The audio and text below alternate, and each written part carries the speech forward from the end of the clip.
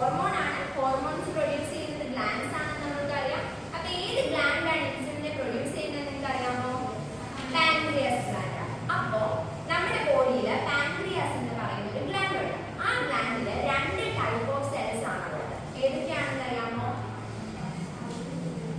അതെ, alpha സെൽസും beta സെൽസും. അതിൽ alpha cells produce ചെയ്യുന്ന ഹോർമോൺ ആണ് ഗ്ലൂക്കോൺ. ഇനി ബീറ്റ സെൽസ് പ്രൊഡ്യൂസ് ചെയ്യുന്നതാണ് ആരെന്ന് പറയുന്നത്?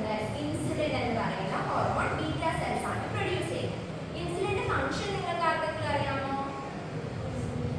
ഗ്ലൂക്കോസിനെ ഗ്ലൈക്കോജൻ ആക്കി മാറ്റാം. നമ്മുടെ ബ്ലഡിലുള്ള ഗ്ലൂക്കോസിനെ ഗ്ലൈക്കോജൻ ആക്കി മാറ്റുക എന്നുള്ള ഡ്യൂട്ടിയാണ് ആർക്കുള്ളത്?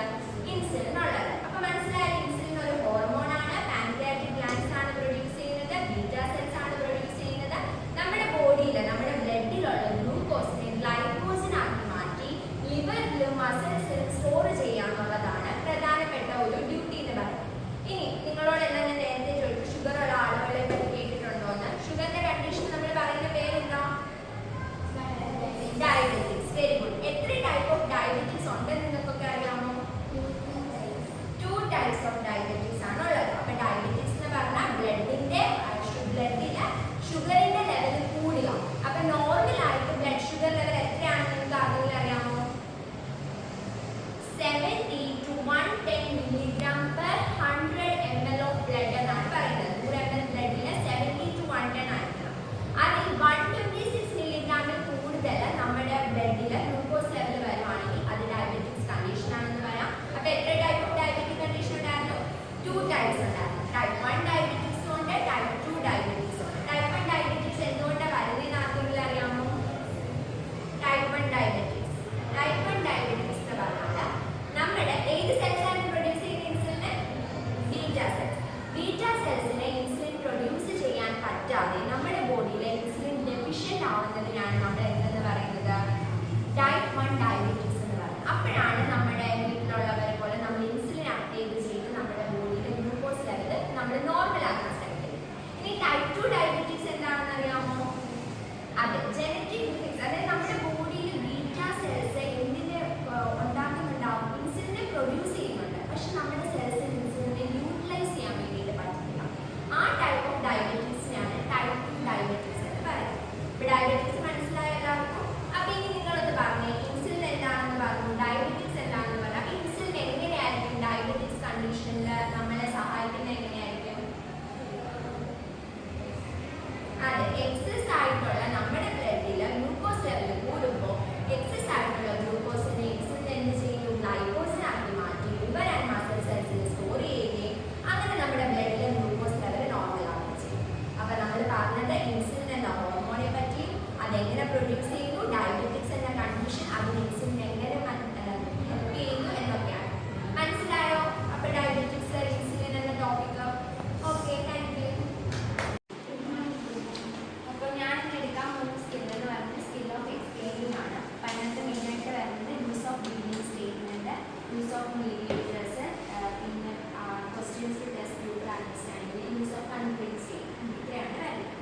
അപ്പോൾ നിങ്ങൾക്ക് എല്ലാവർക്കും ഓരോ പേരുണ്ട് അല്ലേ?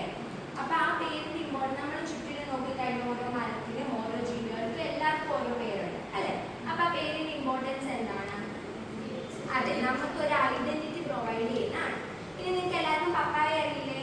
പപ്പായ നമ്മുടെ നാട്ടിൽ എന്താ പറയുന്നത്? ഓമയ്ക്കാനാണ്. പക്ഷെ നമ്മൾ കണ്ണൂർ ഭാഗത്തേക്ക് നോർത്തിലേക്ക് ചെല്ലുമ്പോൾ അതിൻ്റെ പേര് കപ്ലങ്ങ എന്നാണ്.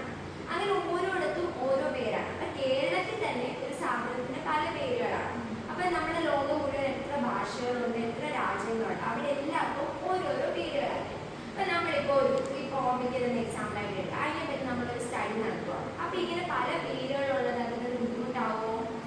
അതെ, ബുദ്ധിമുട്ടാവും അല്ലേ? കാരണം കൺഫ്യൂഷൻ ഉണ്ടാക്കും. ചിലപ്പോൾ നമ്മുടെ ഇവിടെ ഓമയ്ക്ക എന്ന് പറയുന്ന സാധനം വേറൊരു നാട്ടിൽ ചിലപ്പോൾ വേറെ ഒരു സാധനമാവാം.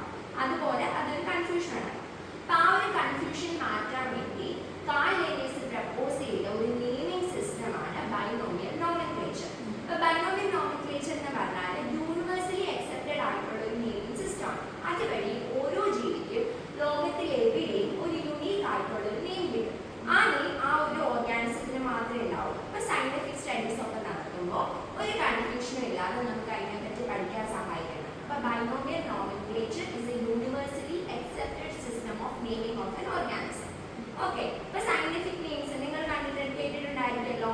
നമ്മുടെ മനുഷ്യന്മാരുടെ സയന്റിഫിക് നെയിം നിങ്ങൾക്കൊക്കെ അറിയോ? എന്താണ്? ഹോമോസെക്സ്. അപ്പൊ നിങ്ങൾക്കറിയാം ഒരു സയന്റിഫിക് നെയിം നോക്കിയപ്പോ എന്താണ്, രണ്ട് നെയിംസ് ചേർന്നിട്ടാണ് ഒരു സയന്റിഫിക് നെയിം വന്നിരിക്കുന്നത്. അപ്പോൾ നമ്മൾ ഒരു സയന്റിഫിക് നെയിം കൊടുക്കും. ഇനി നാളെ നിങ്ങളൊക്കെ സയന്റിസ്റ്റ് ആയിട്ട് ഒരു വീഡിയോ കണ്ടിരിക്കുകയാണെങ്കിൽ അപ്പോൾ ഒരു സയന്റിഫിക് നെയിം കൊടുക്കുമ്പോൾ നമ്മൾ ശ്രദ്ധിക്കേണ്ട കുറച്ച് റൂൾസ് ഉണ്ട്. അപ്പോൾ ഫസ്റ്റ് റൂൾ എന്ന് പറയുന്നത് ഒരു സയന്റിഫിക് നെയിമിൽ രണ്ട് നെയിംസ് കമ്പൈൻ ചെയ്തിട്ടായിരിക്കും വരാം. ഫസ്റ്റ് നെയിം ആ ഓർഗാനിസത്തിന്റെ ജീനസിനെ ഇൻഡിക്കേറ്റ് ചെയ്യുന്നു, സെക്കൻഡ് നെയിം ആ ഓർഗാനിസത്തിന്റെ സ്പീഷ്യസിനെ ഇൻഡിക്കേറ്റ് ചെയ്യുന്നു. അപ്പോൾ നിങ്ങൾ നെയിം കൊടുക്കുമ്പോൾ ഫസ്റ്റ് ജീനസ് സെക്കൻഡ് സ്പീഷ്യസ് വരയ്ക്കാം. രണ്ടാമത് നിങ്ങളൊക്കെ ടെക്സ്റ്റിൽ നോക്കുമ്പോൾ സയന്റിഫിക് നെയിംസ് ഒക്കെ നിങ്ങളുടെ ടെക്സ്റ്റ് ഉണ്ടെങ്കിൽ ടെക്സ്റ്റിനകത്ത് സയന്റിഫിക് നെയിം ഹോമോസാപ്പിയൻസ് കൊടുത്തിരിക്കുന്ന രീതി നിങ്ങൾ ശ്രദ്ധിച്ചാൽ നിങ്ങൾ കണ്ടിട്ടുണ്ടോ? എങ്ങനെയായിരിക്കും? ഏത് ഫോണ്ട് ആയിരിക്കും? ഇറ്റാലിക്സ് ആയിരിക്കും. അപ്പൊ അതെന്തിനാണെന്ന് അറിയണ്ടേ? അപ്പൊ നമ്മൾ പേര് എഴുതുമ്പോൾ സയന്റിഫിക് നെയിമിന്റെ പേര് എഴുതുമ്പോൾ കുറച്ച് റൂൾസ് സ്പെസിഫൈ ആയിട്ടുണ്ട്. നമ്മൾ ഹാൻഡ് റിട്ടൺ ആണ് എഴുതുന്നതെങ്കിൽ ജീനസ് നെയിമിന്റെ first letter always should be capital letter ആയിരിക്കണം. ബാക്കി എല്ലാ ലെറ്റേഴ്സും എന്തായിരിക്കണം? സ്മോൾ ലെറ്റർ ആയിരിക്കണം. ജീനസ് ആൻഡ് സ്പീഷ്യസ് നെയിമിന്റെ ഇടയിൽ സ്പേസ് ഉണ്ടാവണം. ഹാൻഡ് റിട്ടൺ ആണെങ്കിൽ അത് always should be separately underline. Separately നമ്മൾ അണ്ടർലൈൻ ചെയ്ത് കൊടുക്കണം. അതാണ് ഫസ്റ്റ് റൂൾ. രണ്ടാമത്തെ റൂൾ എന്ന് പറയുന്നത് നമ്മൾ ഹാൻഡ് റിട്ടൺ അല്ല, നിങ്ങൾ ടൈപ്പ് ചെയ്യുവാണ്, ടെക്സ്റ്റ് ഒക്കെ ആണെങ്കിൽ എന്തായിരിക്കണം? ഇറ്റാലിക്സിലായിരിക്കണം. അപ്പൊ ഇത്രയും റൂൾസ് നിങ്ങൾ എപ്പോഴും ഫോളോ ചെയ്യണം. ഫസ്റ്റ് ജീനസ് ആണ്, സെക്കൻഡ് സ്പീഷ്യസ് നെയിം ആയിരിക്കണം, രണ്ടും സെപ്പറേറ്റ്ലി എഴുതണം. ജീനസ് നെയിമിന്റെ first letter always should be capital letter, ബാക്കിയെല്ലാം എന്തായിരിക്കണം? സ്മോൾ ലെറ്റർ ആയിരിക്കണം. അതേപോലെ തന്നെ രണ്ടും ഹാൻഡ് റിട്ടൺ ആണെങ്കിൽ സെപ്പറേറ്റ്ലി അണ്ടർലൈൻ ചെയ്യണം. അതേപോലെ എന്താണ്, നമ്മൾ ടൈപ്പ് ചെയ്യുവാണെങ്കിൽ ഇറ്റാലിക്സിലായിരിക്കണം. ഓക്കെ, അപ്പൊ അതിനെ മനസ്സിലായോ?